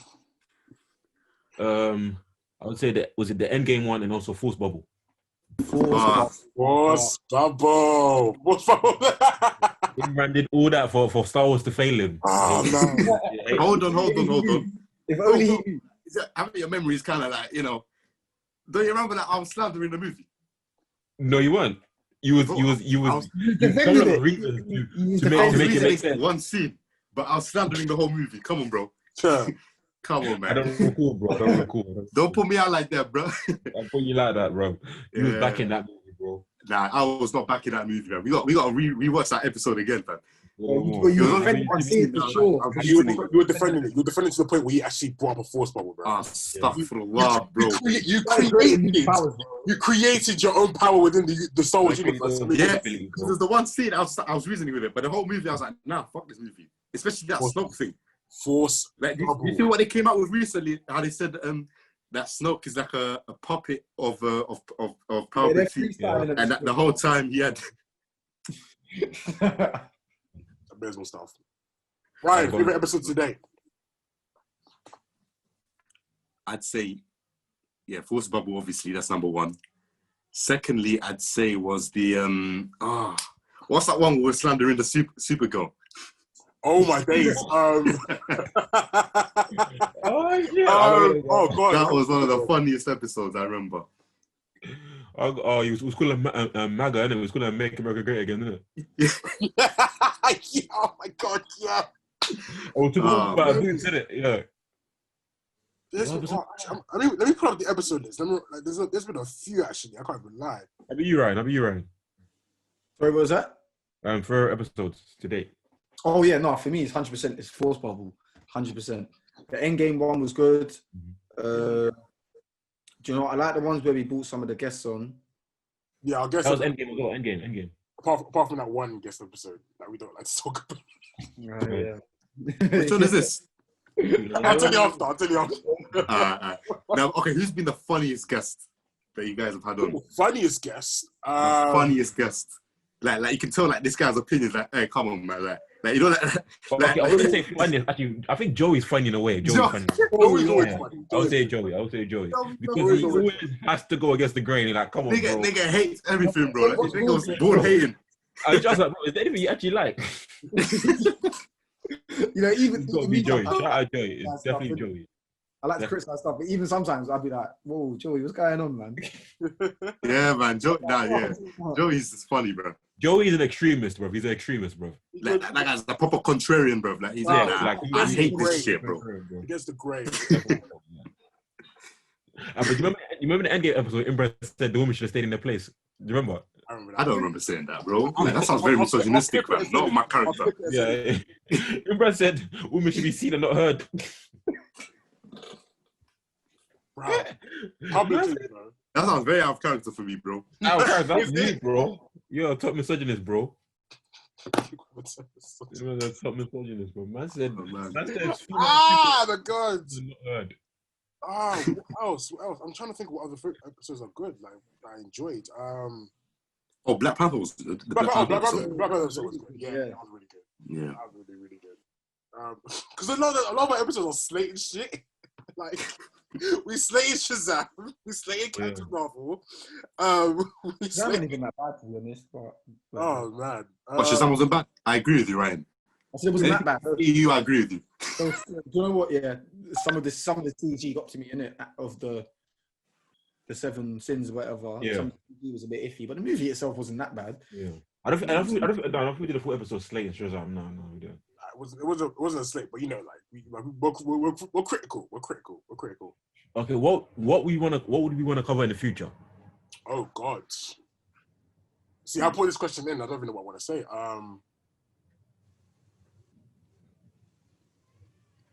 I think from a community aspect, I definitely feel like we need to cover more anime stuff. I know we always say this, but we definitely need to try and find a way to integrate more anime stuff, which isn't always easy, especially because obviously like we discuss everything under the nerd banner.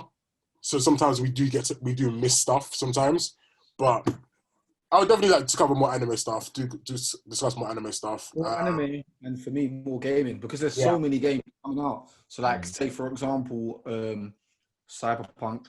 Like, we're gonna have to keep watching Cyberpunk to play. Cyberpunk and Watch Dogs. I'm buzzing for those games, bro. Yeah, definitely. I think talk about them at length, type of thing, rather than we just talk about it as we talk about the news. We talk about it, really just dissect the game. Yeah, you're right. I think. Did you guys ever consider like novels and books and stuff? Not like comic books, but like actual books. Okay, which of you niggas read here, bro? I don't think you read. That's the question. Don't go by that. Bro. Like I don't read often. If there was a book recommendation right now, bro, Catch 22. I'm literally looking at my book collection here. If there was a book recommendation for us, I'm only seeing this one here, Malcolm X. Well, you do like LeBron. He didn't actually read it like Malcolm. Man's bringing the Negro empowerment books. All right, the Negro empowerment books. I only have one storybook, which is this one. The spook who sat by the door. But that's all I read himself, I mean, bro. this is my thing. If there was a book people wanted us to review, send us a book. We'll read the book. We'll review on the pod. I don't think it's anything else. I don't think it's anything we wouldn't necessarily do. That's as long as it's within. Because I've not to shade anyone, but we've had requests to review stuff, and it's like, or share stuff, and it's like that doesn't really come under what we do. That's not really our forte. That's not in our category per se. So if people want to recommend us fantasy books or books for us to cover, I'm up for it. It might take me a while to read it, but I'll definitely give it a go. Don't get me wrong. Actually, you know what? Nah, I'm not doing that because Imbran. Timmy said there was one comic was meant to read a couple of years back. He didn't read it himself, bro. Which one? Everyone gave us homework. He gave us homework. He was like, Wait. You said I had to read Noughts and Crosses. And no, not Noughts and Crosses. No, it's not doing this. This is an actual comic book, but it wasn't Marvel DC. It was like independent. Yes, I remember. Got to read it, guys. And the thing is, I read it. It was like the longest comic book ever. And the guy said, I didn't end up reading it. Oh, yeah, I remember this now. And he didn't read it. And he was like, what? I started it. Yeah. I started it. And I got preoccupied. Yeah. I don't know, but this is my thing. Obviously, we can come to a consensus about stuff and read certain comics and stuff like that. Yeah, I mean, it's an option, isn't it? We can always look into doing stuff like that. But you want to do in the future, bro? Consider, bro. I want to go back to doing quizzes and that, man. I missed the quiz, man. I miss the quizzes, man. I love the quizzes. Wait, Imbran, why did you love it? You keep, bro. Your team not win. Don't you feel like that? Imbran, we came second last time. I don't remember this, bro. I don't remember you coming second. Bro, do you know what it is? Chill on the milkman, bro. Chill on the milkman, man. Imbran, you see me. I've got full faith here that if I was allowed to partake in the quiz, I would win. Do you know what we need to do? I've said this. No, we need to do. We need to have a nerd council versus quiz night. So us on a panel or us in a group as a quiz versus another team and see how well we can do. I think that would be very interesting to do, but that's something we can discuss later. We feel like funnels, bro. Like, I think it's a good idea. It's a good idea. Like we do quizzes, we host the quizzes, we give like the difficult questions. Flip it on us for a chance, innit, and see how well we can do, bro. That's a good. And you know, be good if they ask the questions on the spot, like spontaneous. Yeah. What do you think? Also, I gotta think Darius as well. Darius has been a very good, Darius has been a very good guest. Very good guest as well. Disney Darius. Disney Darius, bro. They got shares with Disney, bro. Well, he loves Disney, bro. So he's been a good Ray as well. Ray from Reviews as well. She's been. Ray, yeah. Ray has had some really good. We had some great guests. We've had some great interesting guests. We had, like I said, comics. We had a couple good people on there actually. There's a lot of popping people in the community doing their thing that bring a different vibe for sure, bro. Yeah, man, definitely. It's been a great 50 episodes, man, and here's to 50 more, 100 more, 5,000 more. So, bigger and better, man. Bigger and better. More growth, man. More growth. Yeah, man. Imbran, plug your shit, bro. Imbran Works, man. You know where to find me, man. Imbran Works. Yeah. I'm a fully fledged artist now. I'm no longer a misogynist. I'm no longer problematic. Everything is under the art banner now. Imbran got a girl and turn soft, bro. You found the woman turned them right. I hear it, bro. I hear it. I respect it. No one messing with the Yakubian, bro. But Imbran, has been good having you on, man. It's been good having you on, honestly. Man, it's nice being on the pod, man. Trip down memory lane. It's been good. It's been literally, especially when we're discussing the episodes as well. That was the funniest, man. But yeah, man, it's all good, man. Imbran Works, yeah. Cool. Yeah. Anyone else possible? Plug their stuff. Obviously, Ludo 4PF. Timmy socials. Timmy, I'm an uncle. UNCOOL Timmy, Uncle Timmy. Ryan's at Ryan. Hey, Timmy, you finally got this suspended, didn't it? This is Fam, I don't understand. They suspended my Me and account. Ludo were waiting on that, man. Because I remember when we got suspended there, and you were just looking at I only got suspended, but I only got suspended because I shared copyright a copyright video. It wasn't I got suspended because I was being like mad, like a madman, or being abusive like you two are. I only got suspended because I shared copyright content. But yeah, so Ryan, guys, one thing I would say is soon. Obviously, some people will know already that Timmy started to stream. I'm hoping that I'll be able to start streaming soon. I'm gonna start streaming soon. Me and Timmy have got a few interactive ideas as well. Definitely. So maybe for us on the stream together sometime soon, hopefully. Yeah, for sure. Like, for sure. You stream? For me.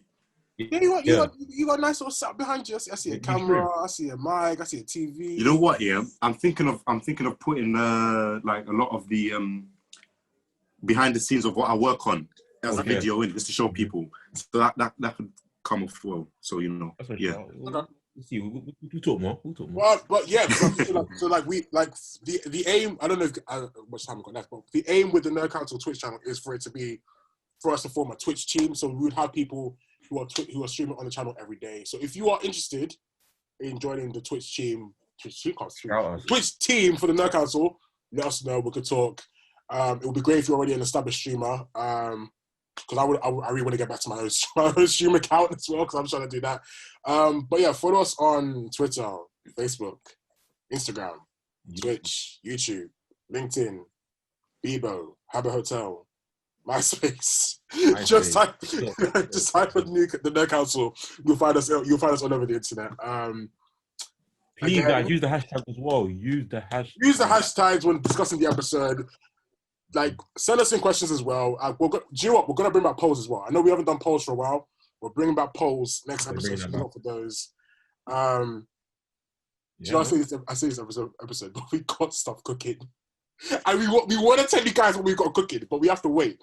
So the stuff we got cooking... like NDAs. If we tell you, bro, we're get shot on that. NDAs after NDAs. I'm waiting for this episode to end so I can find out. Contracts need to be signed.